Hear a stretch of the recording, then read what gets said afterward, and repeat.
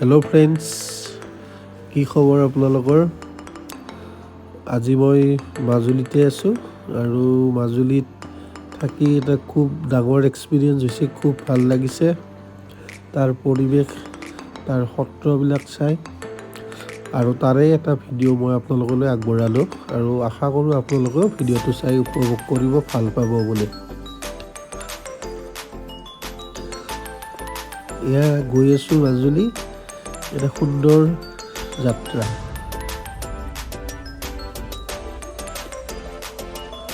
আৰু এতিয়া আমি মাজুলীৰ পৰা ফেৰীৰে নিমাতী ঘাটলৈ গৈ আছোঁ, যোৰহাট নিমাতী ঘাটলৈকে।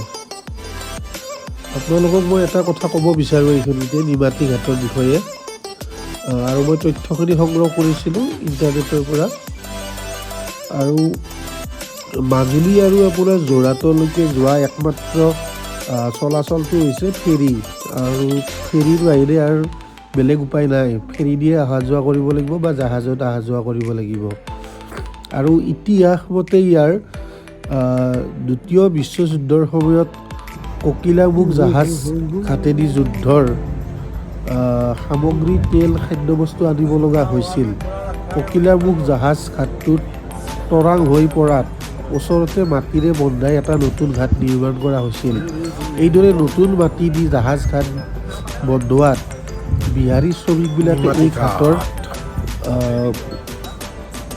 কথা কওঁতে নয়া মাটি ঘাট বুলি কৈছিল।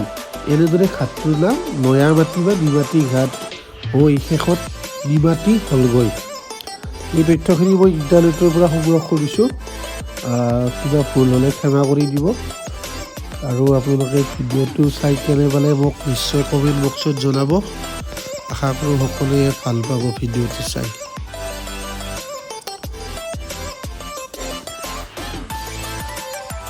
আপোনালোকে ভিডিঅ'টো চাওক ভালদৰে, আৰু এটা ভিডিঅ'ৰ যোগেদি ফেৰীত কেনেকৈ অহা যোৱা কৰিব পাৰি সেইটো আপোনালোকে নিশ্চয় গম পাব। আৰু এইটো চাগে জানে অলৰেডি বহুত মানুহে।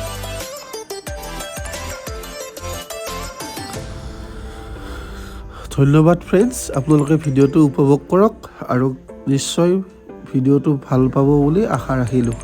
ধন্যবাদ। আমি আছোঁ এতিয়া মাজুলীৰ ফেৰীত।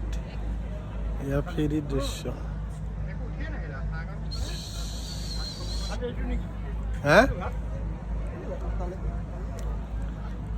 মজা এক্সপিৰিয়েঞ্চ।